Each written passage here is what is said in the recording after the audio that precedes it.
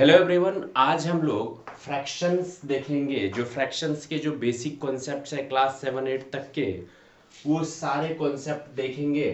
उसके बाद फ्रैक्शन से रिलेटेड जो क्वेश्चंस है उसको भी सॉल्व करेंगे। 5 से 10 मिनट में पूरा चैप्टर अच्छे से समझ में आएगा। ध्यान से देखिए, फ्रैक्शन क्या होता है। A fraction is a number representing a part of whole number, a whole may a single object or many object। क्या बोल रहा है कि फ्रैक्शन जो है, फ्रैक्शन एक नंबर ही होता है, लेकिन एक किसी कंप्लीट चीज का पार्ट होता है वो। जैसे अगर हम बात करें कि एक ये सर्कल है, सर्कल को अगर हम 4 इक्वल पार्ट्स में करें, 4 इक्वल पार्ट्स में करें, और सपोज ये वाला हम कलर कर देते हैं, तो कितना पार्ट कलर्ड है ये कैसे बताएंगे। तो सबसे पहले जो इक्वल पार्ट्स है, कितना है 4 इक्वल पार्ट्स। तो जो पार्ट जैसे शेडेड है 1 पार्ट, तो इसको 1, और जो टोटल 4 इक्वल पार्ट्स है ये हो गया 1/4। कहने का मतलब जो डिनोमिनेटर में रहता है, याद रखना है, ये 1/4 तो समझ में आ गया कि इसका ये 1/4 पार्ट शेडेड है। डिनोमिनेटर में जो रहता है हमेशा वो इक्वल पार्ट्स को रिप्रेजेंट करेगा। मतलब ये कंप्लीट को 4 इक्वल पार्ट्स में किया, और जो न्यूमरेटर में रहता है वो ओरिजिनल फ्रैक्शंस होते हैं एक तरह से, यानी कि जो शेडेड पोर्शन हुआ। तो 4 इक्वल पार्ट्स में से हमने 1 पार्ट्स को लिया। यहीं पे अगर 2 शेडेड रहता तो हम क्या लिखते, 2/4। नीचे हमेशा टोटल जो इक्वल पार्ट्स होगा वही लिखना है, और ऊपर जिसके बारे में बताया जा रहा है कि 2 शेडेड है ये। तो फ्रैक्शन क्या हुआ, ये फ्रैक्शन है, ये फ्रैक्शन है। तो फ्रैक्शन एक पार्ट है, पूरे का एक पार्ट है, या अलग अलग पार्ट है ना। तो फ्रैक्शन एक नंबर है जो कि एक पार्ट होता है होल का। होल क्या हो सकता है सर, पूरा होल मतलब एक ऑब्जेक्ट भी हो सकता है और बहुत सारे ऑब्जेक्ट भी हो सकता है। ठीक है, जैसे अगर हम लिखते हैं 2/15, 2/15 का मतलब होता है कि हमें 15 इक्वल पार्ट्स में, मैंने किसी चीज को 15 इक्वल पार्ट्स में किया और उसमें से 2 पार्ट्स हमने ले लिया। जैसे हम अगर रेक्टेंगल बनाएंगे,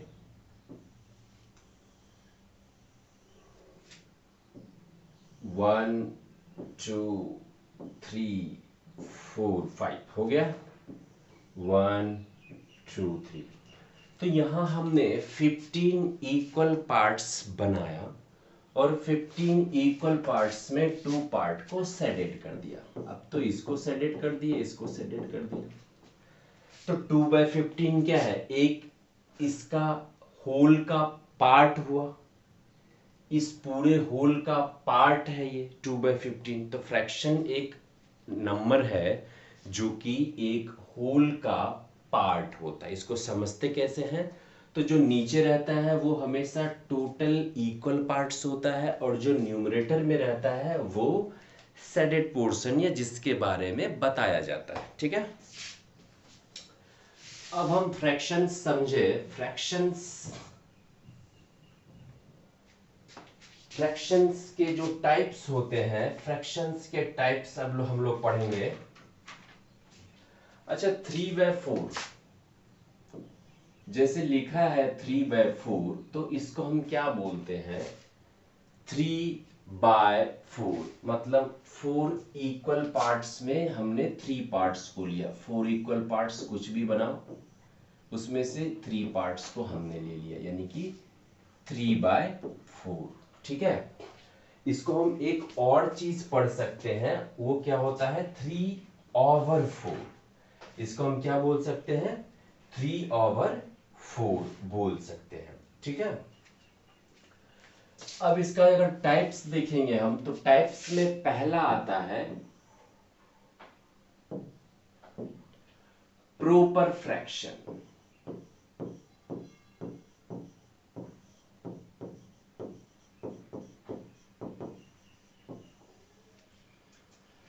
प्रॉपर फ्रैक्शन क्या होता है? तो प्रॉपर फ्रैक्शन एक ऐसा फ्रैक्शन होता है जिसका न्यूमरेटर डिनोमिनेटर से छोटा होता है। अ फ्रैक्शन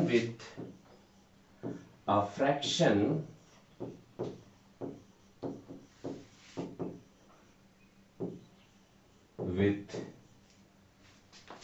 न्यूमरेटर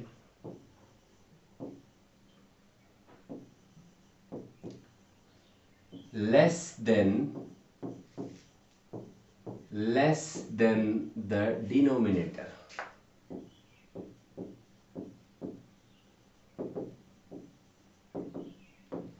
ठीक है, मतलब एक ऐसा फ्रैक्शन जिसका न्यूमरेटर डिनोमिनेटर से छोटा हो। जैसे अगर हम लिखते हैं 2/5, 3/4, 5/6, 7/9, तो ये सारे फ्रैक्शन क्या है? ये प्रॉपर फ्रैक्शन है जिसका न्यूमरेटर यानी कि ऊपर वाला नीचे से छोटा है, डिनोमिनेटर से छोटा है। तो अगर न्यूमरेटर डिनोमिनेटर से छोटा होगा तो वो प्रॉपर फ्रैक्शन होगा। ठीक है, दूसरा होता है इम्प्रॉपर फ्रैक्शन।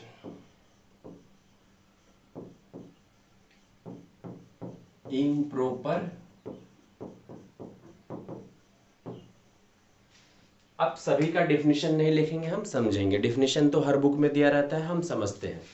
इम्प्रॉपर फ्रैक्शन का मतलब होता है ऐसा फ्रैक्शन जिसका डिनोमिनेटर न्यूमरेटर से छोटा हो। मतलब सर, मतलब ये 3/2, 4/3, 7/5, ये क्या है मेरा? Improper fraction. इम्प्रॉपर फ्रैक्शन का मतलब अगर न्यूमरेटर बड़ा हो डिनोमिनेटर से। प्रॉपर में क्या था? न्यूमरेटर छोटा होगा डिनोमिनेटर से। इम्प्रॉपर में क्या है? न्यूमरेटर बड़ा होगा डिनोमिनेटर से। तो ये क्या हो जाएगा मेरा? Improper fraction. ठीक है, प्रॉपर फ्रैक्शन हो गया, इम्प्रॉपर फ्रैक्शन हो गया। उसके बाद कौन सा फ्रैक्शन देखेंगे हम लोग? Mixed fraction. उसके बाद हम लोग क्या देखेंगे? Mixed fraction. मिक्स्ड फ्रैक्शन क्या होता है? मिक्स्ड फ्रैक्शन एक होल नंबर और इम्प्रॉपर प्रॉपर फ्रैक्शन का कॉम्बिनेशन होता है। मिक्स्ड फ्रैक्शन क्या होता है? Combination of whole number and proper fraction. मतलब सर, जैसे अगर हम लिखते हैं 2 1/3, है ना, ये क्या है? मिक्स्ड फ्रैक्शन है। इसमें एक होल नंबर है और एक प्रॉपर फ्रैक्शन है। तो इसको हम लिख सकते हैं 2 + 1/3। ये एक्चुअल में 2 1/3 हम पढ़ते हैं इसको और लिखते हैं 2 + 1/3, यानी कि ये दोनों सेम है। यानी कि मिक्स्ड फ्रैक्शन क्या है sir? Mixed fraction is a combination of whole number and proper fraction. ठीक है, तो मिक्स्ड फ्रैक्शन क्या होता है? Combination of whole number and proper fraction, ये याद रखना है। अब एक चीज ध्यान रखना है कि मिक्स्ड फ्रैक्शन से हमको इम्प्रॉपर कैसे करेंगे? Mixed fraction into improper. जैसे लिखा है यहाँ पे 2 1/3 को इम्प्रॉपर करना है, प्रॉपर नहीं होगा। जब भी हम मिक्स्ड फ्रैक्शन को सॉल्व करेंगे तो मिक्स्ड फ्रैक्शन को सॉल्व करने के बाद इम्प्रॉपर फ्रैक्शन आएगा। यानी कि इम्प्रॉपर फ्रैक्शन क्या सर?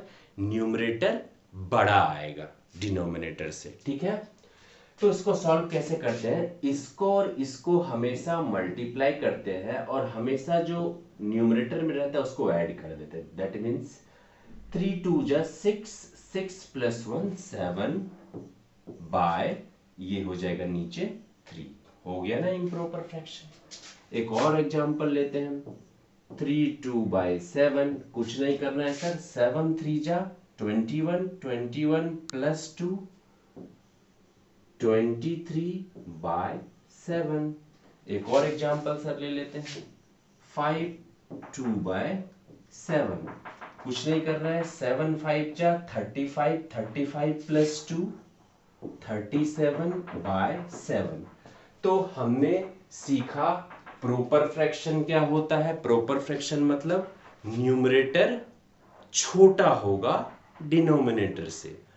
सर इम्प्रॉपर फ्रैक्शन क्या होता है, न्यूमरेटर बड़ा होगा डिनोमिनेटर से। मिक्स्ड फ्रैक्शन क्या होता है sir, mixed fraction combination of whole number and proper fraction. और जब भी मिक्स्ड फ्रैक्शन को हम सॉल्व करते हैं तो वो इम्प्रॉपर फ्रैक्शन बनाता है। ठीक है,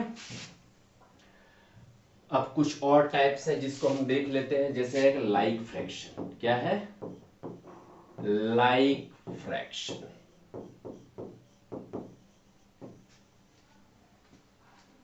लाइक फ्रैक्शन का मतलब क्या होता है, लाइक फ्रैक्शन का मतलब होता है जैसे यहां पे है 2/3, 4/3, 7/3, 5/3। ऐसा फ्रैक्शन जिसके सारे के डिनोमिनेटर सेम हो, वो सारे फ्रैक्शंस क्या कहलाता है, लाइक फ्रैक्शन। अगर डिनोमिनेटर सभी के सेम हो, अगर डिनोमिनेटर सभी के सेम हो तो उन सभी फ्रैक्शंस को हम क्या बोलते हैं, लाइक फ्रैक्शन। तो ऐसा फ्रैक्शन जिसके डिनोमिनेटर हमेशा सेम हो तो उसे लाइक फ्रैक्शन बोलते हैं सर। जैसे एक और लिख लेते हैं, 3/2, 4/2, यस ये लाइक फ्रैक्शन है। ठीक है, अगर हम बात करें तो 3/7, 4/7 डिनोमिनेटर सेम है, यस ये लाइक फ्रैक्शन है। लाइक फ्रैक्शन पता चल गया तो अनलाइक फ्रैक्शन क्या होता है सर, जस्ट उल्टा।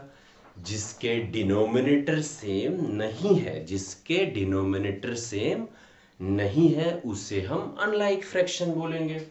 अब हम फ्रैक्शंस के जो कंपैरिजन होता है, कैसे कंपेयर करेंगे, कौन सा फ्रैक्शन बड़ा है कौन सा फ्रैक्शन छोटा है, उसको कैसे सॉल्व करते हैं।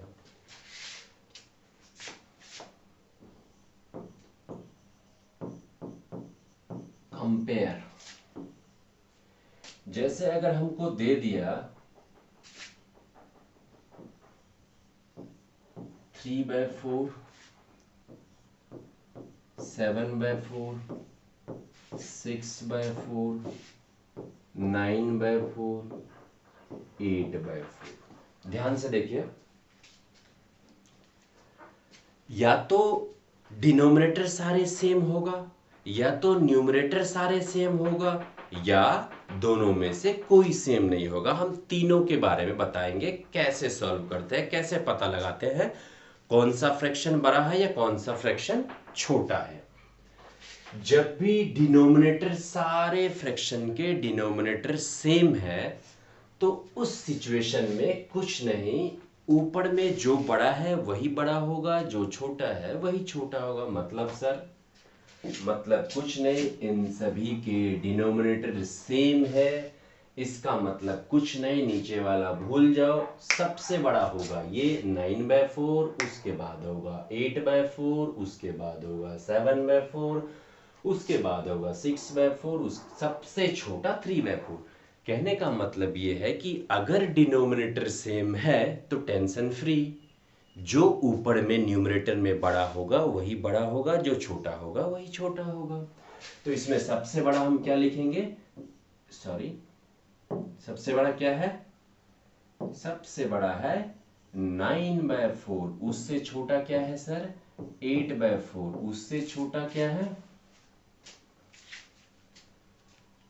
उल्टा लिख दिया। अगर इसको हम असेंडिंग ऑर्डर की बात करें तो असेंडिंग मतलब क्या होता है, स्मॉल टू बिग। तो सबसे छोटा 3/4, 3/4 से बड़ा 6/4, 6/4 से बड़ा, 7/4, 7/4 से बड़ा, 8/4 और 8/4 से बड़ा 9/4। यानी कि सबसे छोटा ये होगा और सबसे बड़ा ये होगा। आई थिंक समझ में आपको आ गया होगा।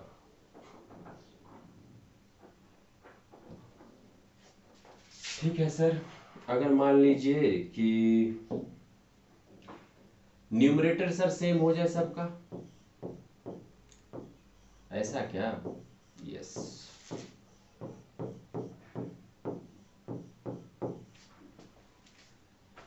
तो हमने पहला में देखा कि अगर सभी के डिनोमिनेटर सेम है तो जो ऊपर में बड़ा है वही बड़ा है, जो छोटा है वही छोटा है, सिंपली।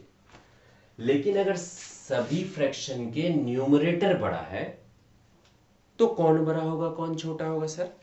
तो अगर न्यूमरेटर सारे फ्रैक्शंस के बड़ा है तो याद रखना है डिनोमिनेटर में जो सबसे छोटा होगा वो सबसे बड़ा होगा और डिनोमिनेटर में जो सबसे बड़ा होगा वो सबसे छोटा होगा, उल्टा हो जाता है अगर न्यूमरेटर मेरा सेम हो जाए तो।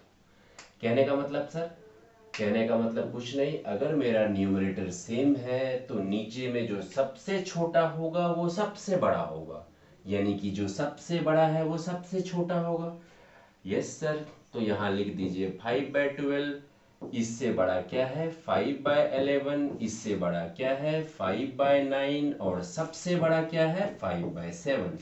हमने बोला कि अगर न्यूमरेटर सभी के सेम है तो डिनोमिनेटर में जो सबसे बड़ा है वो सबसे छोटा, तो इससे बड़ा ये, इससे बड़ा ये और इस सबसे बड़ा ये, क्योंकि सबसे छोटा डिनोमिनेटर में है 7। उसके बाद अगर मान लीजिए ना न्यूमरेटर बड़ा होगा ना डिनोमिनेटर, तो उस सिचुएशन में क्या करेंगे? जैसे अगर हमको बोल दिया कि 3/5 और 4/7 में कौन बड़ा है, ठीक है, ये 2-4 और रहेगा, हम ले लेते हैं 4/5 भी ले लेते हैं। ठीक है, मान लीजिए 3 फ्रैक्शंस है, इसके ना न्यूमरेटर मिल रहा है ना डिनोमिनेटर मिल रहा है भाई, इसको इसका भी नहीं मिलने देते हैं, तब आएगा मजा। इसको हम लिख लेते हैं 7/35। ठीक है, तो इसमें तो ना सर न्यूमरेटर बड़ा, न्यूमरेटर सेम है ना डिनोमिनेटर सेम है, फिर इसको कंपेयर कैसे करें कौन बड़ा है कौन छोटा है? तो क्या करना है, जो डिनोमिनेटर होता है ये सभी का एलसीएम ले लेते हैं। तो हम क्या करेंगे 5, 7 और 35, इस केस में जब ना न्यूमरेटर सेम हो ना डिनोमिनेटर सेम हो, तो इसका अगर हम एलसीएम लेंगे तो हमें पता है 5, 7 और 35 का एलसीएम क्या हो जाएगा 35 हो जाएगा। अब जब एलसीएम हमको पता चल गया कि एलसीएम कितना होगा 35, अब बस कुछ नहीं करना है, सारे डिनोमिनेटर को 35 बना देना है। कैसे बनाएंगे सर?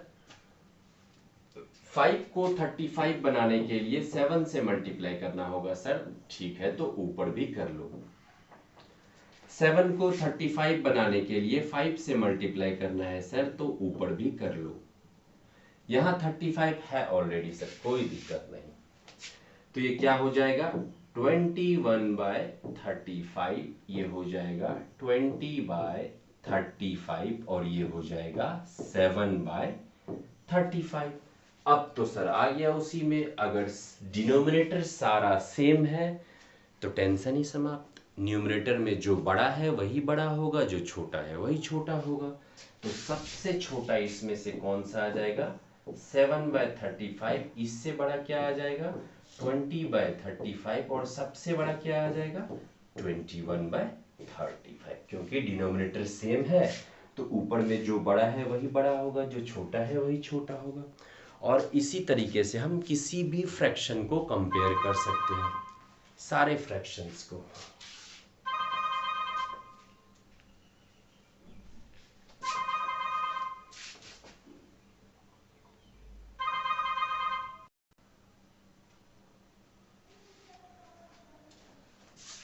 तो हमने फ्रैक्शंस के बारे में सब कुछ सीखा। क्या क्या सीखा? फ्रैक्शंस क्या होता है, फ्रैक्शंस के टाइप कौन कौन से हैं, proper fraction, improper fraction, mixed fraction, like fraction, comparison of fraction, कौन सा फ्रैक्शन बड़ा है, कौन सा फ्रैक्शन छोटा है। इक्विवेलेंट फ्रैक्शन देखते हैं, एक और टाइप बचा है। इक्विवेलेंट फ्रैक्शन क्या होता है? जैसे हमें कोई फ्रैक्शन दे रखा है 2/7, तो इक्विवेलेंट फ्रैक्शन कैसे निकालेंगे हम किसी भी फ्रैक्शन का? तो 2/7 मेरा एक फ्रैक्शन है, इसका इक्विवेलेंट फ्रैक्शन का मतलब 2/7 ऊपर में भी 2 से मल्टीप्लाई करो, नीचे में भी 2 से मल्टीप्लाई करो, ये क्या हो जाएगा? 4/14।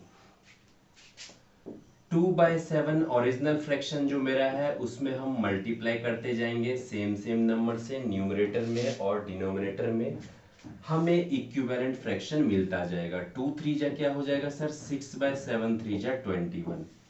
ठीक है सर, ओरिजिनल फ्रैक्शन क्या है? 2/7। अब सर मन कर रहा है 4 से मल्टीप्लाई करने का, कर लो। 2 4 जा 8, 7 4 जा क्या हो जाएगा? 28। ये क्या हो जाएगा इसका इक्विवेलेंट फ्रैक्शन? मतलब 2/7 का इक्विवेलेंट फ्रैक्शन हो जाएगा 4/14, 6/21 और 8/21, और ऐसा बहुत सारा आएगा।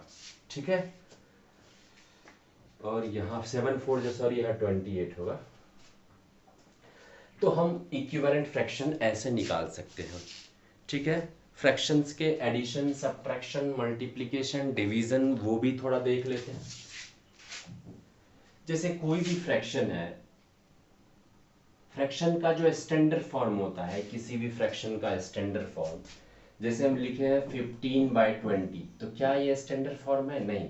स्टैंडर्ड फॉर्म बोले या सिंपलेस्ट फॉर्म बोले, जब तक कटना बंद ना हो जाए, किसी भी फ्रैक्शन को हम काटना स्टार्ट करेंगे और काटते काटते जब वो कटना बंद हो जाता है, जो लास्ट जो बचता है दैट इज स्टैंडर्ड फॉर्म या सिंपलेस्ट फॉर्म। जैसे काटते हैं इसको तो 5 3 जा 5 4 जा, मेरे पास आ गया 3/4। 3/4 क्या हो गया मेरा? स्टैंडर्ड फॉर्म या सिंपल फॉर्म, और इसी का ये क्या है? Equivalent fraction. तो इक्विवेलेंट फ्रैक्शन को जब हम सिंपलेस्ट फॉर्म में लिखते हैं तो वो आ जाता है स्टैंडर्ड फॉर्म या सिंपलेस्ट फॉर्म।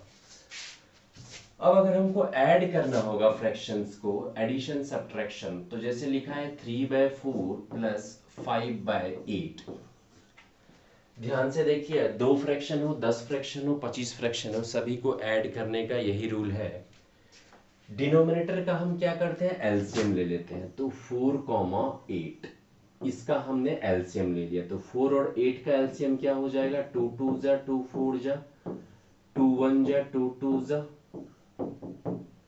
तो ये क्या हो जाएगा? 2 2 जा 4 2 जा 8। मेरा एलसीएम आ गया 8। हम एक क्या करते हैं, एक लाइन खींचते हैं और यहां लिखते हैं एलसीएम, जो कि मेरा एलसीएम आया है। उसके बाद इससे इसको डिवाइड करते हैं। 4 से डिवाइड करेंगे 8 को तो कितना टाइम्स में जाएगा? 2 टाइम्स में, और जो आंसर आया उसको ऊपर से मल्टीप्लाई कर देते हैं। तो 2 × 3, बीच में प्लस का साइन है तो प्लस, माइनस का साइन है तो माइनस। फिर 8 को 8 से डिवाइड करेंगे, आएगा 1, जो आंसर आया उसको ऊपर से मल्टीप्लाई, तो 1 × 5 क्या हो जाएगा? 5। बस सॉल्व कर दो। 2 3 जा 6 प्लस 1 5 जा 5/8, 6 + 5 क्या हो जाएगा? 11, 11/8 हो जाएगा आंसर। ये तो एडिशन था। सब्ट्रैक्शन होता तो यहाँ माइनस का साइन होता, सब्ट्रैक्शन हो जाता। तो सर मल्टीप्लाई भी बता दीजिए। फिर मल्टीप्लाई कुछ नहीं, बहुत आसान है। जैसे 2/3 प्लस 4/7 इंटू 3/9। देखिए, मैं जितना भी रूल बताया हूँ वो 1 2 फ्रैक्शन के लिए नहीं, इनफाइनाइट फ्रैक्शंस भी रहेगा तो वैसे ही करेंगे। मल्टीप्लाई अगर बोलेगा तो मल्टीप्लाई में कुछ नहीं करना है सर, सिंपली सारे न्यूमरेटर को मल्टीप्लाई कर लीजिए और सारे डिनोमिनेटर को मल्टीप्लाई कर लीजिए, आंसर आ जाएगा। कैसे सर? 2 4 जा 8, 8 3 जा 24 आ गया, न्यूमरेटर मेरा 24। 3 7 जा 21 और 21 9 जा 29 जा 180, 19 जा 9, 189 हो जाएगा, यानी कि मेरा ये हो जाएगा मल्टीप्लाई। तो फ्रैक्शंस के सारे कॉन्सेप्ट आई थिंक समझ गए हम लोग, जो बेसिक कॉन्सेप्ट्स होते हैं सारे क्लास के। अब इसमें जो बहुत सारे क्वेश्चंस होते हैं उसमें कहीं प्रॉब्लम मे भी हो सकता है, आई थिंक कहीं नहीं होगा। तो नेक्स्ट क्लास अगर होगा तो फ्रैक्शंस से रिलेटेड जो क्वेश्चंस है, कुछ टफेस्ट क्वेश्चन जो हार्ड क्वेश्चंस है उसको हम लोग करेंगे, ठीक है। आज के लिए इतना ही, थैंक यू सो मच।